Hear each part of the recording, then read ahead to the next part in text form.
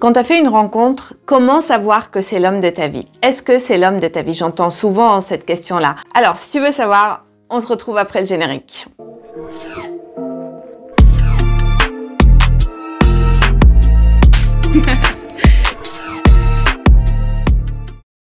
Bonjour, si tu ne me connais pas encore, je suis Karima Abbassi, je suis coach, entrepreneur, créatrice de la méthode Namaera. Et cette méthode, je l'ai créée pour des femmes comme toi. Des femmes qui réussissent dans plein de domaines de leur vie, amicale, familiale, sociale, professionnelle, mais qui n'arrivent pas à construire une belle relation et qui se retrouvent toujours dans des histoires pas possibles et qui finissent toujours mal et qui ne comprennent pas pourquoi. Alors si tu es dans ce cas-là et que ça fait déjà plusieurs années que tu répètes les mêmes histoires, eh bien, sache que nous, chez Namaera, déjà, on peut te donner un premier rendez-vous. Tu vas voir là sous la vidéo, il y a un lien. Je t'invite à cliquer, prendre le rendez-vous. Ça va être un diagnostic pour toi. Soit c'est moi, soit c'est Laura qui allons te recevoir pour t'aider à y voir plus clair. Pourquoi? Parce que ça ne sert à rien de dire pourquoi moi j'y arrive pas alors que d'autres y arrivent. C'est pas de chance, c'est le karma, le temps viendra. Non, tout ça c'est pas vrai. Aujourd'hui la solution elle est en toi. Si toi tu n'arrives pas à la trouver, alors viens à notre rencontre. Nous on va t'aider à vraiment creuser, voir où est-ce que ça pêche, parce que là où ça pêche, c'est pas juste qu'en fait tu es responsable, c'est pas pour pointer le doigt vers toi pour te dire que c'est ta faute. Non, c'est pas ta faute. Tu n'es pas responsable dans le sens où tu ne le fais pas exprès, mais c'est juste qu'il y a des choses en toi qui font que tu répètes ça et que tu n'en es pas consciente parce que c'est trop profond. Et nous, chez Namaera, c'est notre job, c'est notre mission de t'aider à apporter de la lumière sur ça, mettre les projecteurs sur ça pour vraiment te montrer là où il y a des bugs de manière à les transformer déjà pour toi, pour que déjà tu te sentes mieux, tu te sentes plus aligné, plus en adéquation avec toi-même par rapport entre ce que tu veux, ce que tu es et ce qui se passe dans ta vie, et aussi te mettre sur le chemin de la rencontre. Alors vas-y, regarde. Il y a le lien qui est juste en dessous de la vidéo qui va te permettre de prendre un rendez-vous soit avec moi ou Laura. Et puis aussi, pense à t'abonner, pense à liker, pense à laisser un commentaire. Tout ça, c'est juste une contribution pour ta manière peut-être de nous remercier, surtout si ça fait un moment que tu nous écoutes. Nous, ça nous fait plaisir et ça nous aide aussi, ça aide la chaîne à grandir. Et comme ça, c'est un échange de bons procédés et c'est ok. Cette question, je l'entends souvent. Karima, comment savoir si cet homme que j'ai rencontré, si c'est l'homme de ma vie? Ou alors j'entends même des femmes qui me racontent des histoires en me disant oui, j'ai rencontré un tel, voilà, et là j'ai cru vraiment que c'était l'homme de ma vie. Alors, qu'est-ce qui se passe? Avant de vous dire comment ça se passe. Quand vous dites que c'est l'homme de ma vie, quand on creuse, on voit quoi? Ben, vous rencontrez quelqu'un. Vous dites, ah ouais, physiquement, il me plaît. Socialement, il me plaît. Il a une bonne situation, par exemple. Il a des critères qui correspondent à ce que j'attends. Voilà, par exemple, il a des valeurs. Il a l'air honnête. Il a envie de construire une famille. Ou si la question n'est pas au niveau de la famille, il a l'air gentil, attentionné. Il a l'air charismatique. Bon, bref, je fais pas la liste. Donc, vous retrouvez des valeurs communes, des critères physiques qui fonctionnent, des critères au niveau social, statut social, etc., au niveau intellectuel qui correspondent, etc. Et là, vous dites, bon, c'est le bon. Voilà, c'est le bon. Et vous plongez dans l'histoire jusqu'au moment où vous vous rendez compte que cet homme-là, soit il vous fait souffrir, soit il correspond pas, soit il disparaît au bout de quelques mois, etc., etc. Je vais pas vous faire toute la liste des choses. Et vous dites, ah oui, non, mais là, comment ça se fait? Vraiment, j'y ai cru que c'était l'homme de ma vie. Eh bien, pour ne plus jamais refaire l'erreur, mes ladies. En fait, déjà, arrêtez de fonctionner à partir de ça. L'homme de votre vie n'existe pas, ok? Oui. Je dis bien, il n'existe pas. Il n'y a pas d'homme de votre vie. Pourquoi? Parce que déjà, pour que ce soit l'homme de votre vie, il faudrait déjà vous questionner sur le fait, est-ce que aussi, vous êtes la femme de sa vie? Donc déjà, il y a une question de temporalité. Il faut que ce soit les deux et la même constatation, la même envie au même moment. Bon, déjà, ça réduit les champs. Et puis, on ne peut pas être la femme d'une vie de quelqu'un ou un homme ne peut pas être l'homme de votre vie. Ça n'existe plus, ça. Ça, c'était avant. C'était du temps où il y avait des enjeux économiques, sociaux, etc., où on se mariait, où on se mettait avec quelqu'un pour la vie, à la mort, à la vie. Même si ça ne fonctionnait pas, les couples étaient obligés de rester ensemble pour les enfants, pour les biens, pour le statut, le qu'on dira-t-on, etc. Mais tout ça, c'est terminé. Aujourd'hui, on a acquis une certaine liberté dans tous les domaines de notre vie, y compris en amour. Donc, si nous, les femmes, on est exigeantes, il faut savoir que les hommes aussi, aujourd'hui, sont exigeants. C'est réciproque. Et le piège, c'est de continuer à fonctionner avec ce concept de l'homme de votre vie, ok? Parce que à chaque fois que vous allez rencontrer quelqu'un qui va vous sembler correspondre à ce que vous voulez, qu'est-ce qui va se passer? Vous allez être tout de suite dans la projection jusqu'à la mort. Donc, vous allez vivre plus dans la projection que dans l'instant présent. Ok? Et ça, c'est la garantie que vous allez en face et au-devant d'embûches, de problèmes, de déceptions, de frustrations, etc., etc. Donc déjà, éliminez ça. Alors, je vous vois d'ici, en disant, oh là là, non, continue d'écouter, ok? Pourquoi? Parce que j'aimerais vous expliquer quelque chose. Aujourd'hui, qu'est-ce qui va faire que ça va fonctionner avec quelqu'un? Ben déjà, c'est de raisonner en termes de rencontre, d'accord?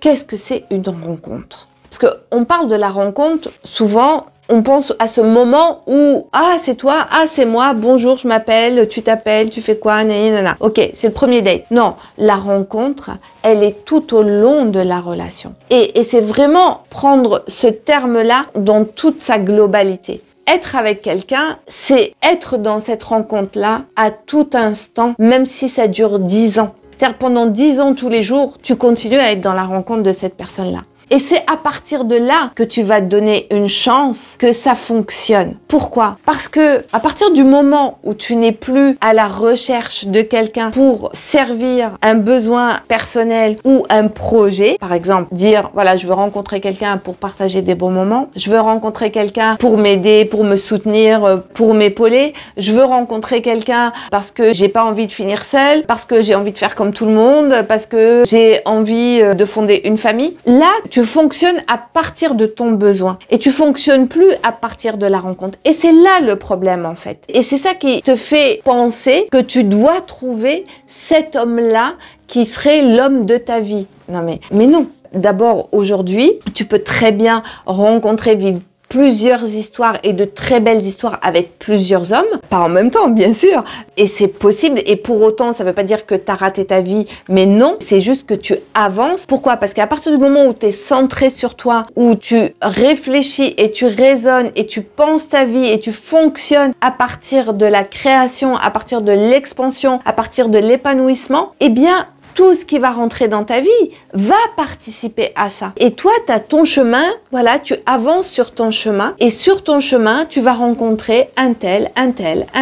Et au moment de cette rencontre-là, qu'est-ce qui va se passer? Ben, tu vas être curieuse de découvrir qui est l'autre. Quelle est cette différence? Comment lui regarde le monde? Comment il peut t'aider toi à regarder le monde autrement? Et comment toi, tu peux l'aider aussi, parce que c'est réciproque, hein. C'est ça une relation, ça doit être réciproque. Et à partir de ce moment-là, c'est une rencontre de deux énergies, c'est pas juste deux corps, deux visions, deux valeurs ou deux besoins. C'est aussi la rencontre, c'est deux énergies qui vont se rencontrer. Et à ce moment-là, par rapport à ça, je vais voir, et lui et moi, nous allons voir comment ces deux énergies-là peuvent s'unir, peuvent s'assembler pour créer ensemble quelque chose qui soit plus grand que nous. Et c'est à partir de ce moment-là, je vais voir aussi, c'est par rapport à tout ce que je suis, qui je suis, est-ce que l'autre m'accepte et m'intègre et m'accueille là où je suis, comme je suis, avec toutes les facettes, les bonnes, les moins bonnes, et m'aide à grandir, et comment moi aussi, je vais l'aider à faire la même chose, parce que il y a cette question-là de réciprocité qui est importante. Et donc, c'est dénué de besoins.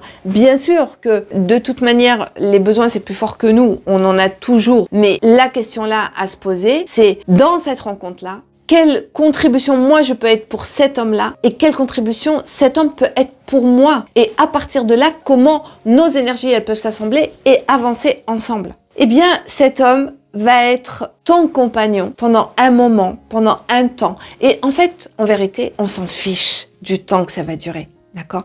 Ça dure 1 an, ça dure 5 ans, ça dure 10 ans. C'est ok. Pourquoi? Parce que finalement, le plus important, c'est pas la durée qui va donner la qualité de cette relation, mais c'est la relation, c'est cet assemblage, qu'est-ce que ça donne. C'est comme une œuvre d'art, en fait. Une rencontre, c'est une œuvre d'art. L'artiste, le peintre, enfin, je sais pas, moi, je suis pas peintre, mais j'imagine, et en tout cas, pour avoir discuté avec des artistes, et pour en côtoyer, quand il commence une œuvre, il pense pas au résultat de cette œuvre-là, au devenir de ce résultat-là et de comment il va être accueilli et quel succès il va avoir. Il le fait d'abord parce que ça l'appelle, parce que ça l'inspire, parce que ça lui fait sortir quelque chose de lui qu'il a envie de transcender et de communiquer. Eh bien, une rencontre, c'est exactement pareil. Quand je rencontre l'autre, je dois être animée par cette même envie de créer quelque chose au-delà de mes propres besoins et des propres besoins de l'autre. C'est créer quelque chose ensemble finalement qui nous dépasse. Alors ça a l'air théorique, mais pas tant que ça. Pourquoi?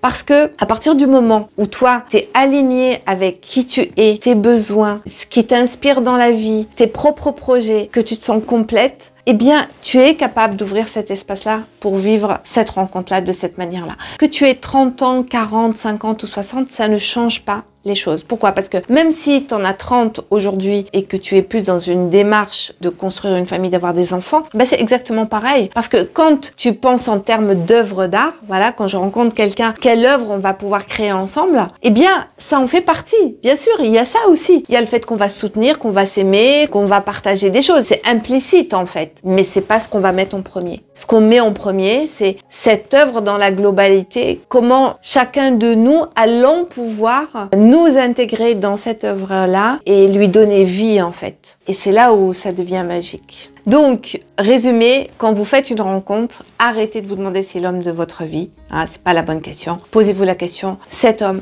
quelle est l'œuvre que je vais pouvoir créer avec lui? Et lui, quelle est l'œuvre qu'il va pouvoir créer avec moi? Et cette œuvre-là, en quoi elle peut être grande, magnifique? Et quelle contribution nous pouvons être l'un pour l'autre, ensemble, pour la créer ensemble et qu'on avance dans la même direction. Et là, quand je me pose cette question-là, qu'est-ce qui se passe? Je vais écouter mon énergie. Et je vais voir, est-ce que c'est une énergie qui est waouh, comme ça, pétillante, ou est-ce que c'est quelque chose qui est un peu renfermé et tout d'un coup, je vais sentir une sorte de malaise intérieur ou une sorte de rigidité.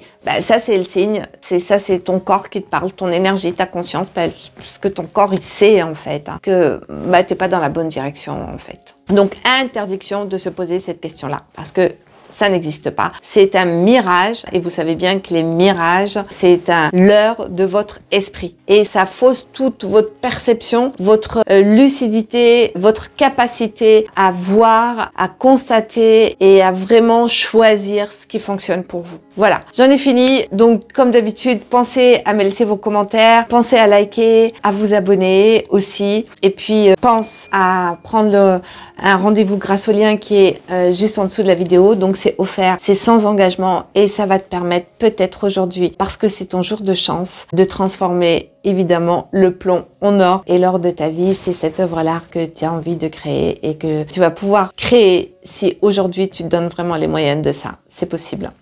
Je te dis à très vite sur une prochaine vidéo.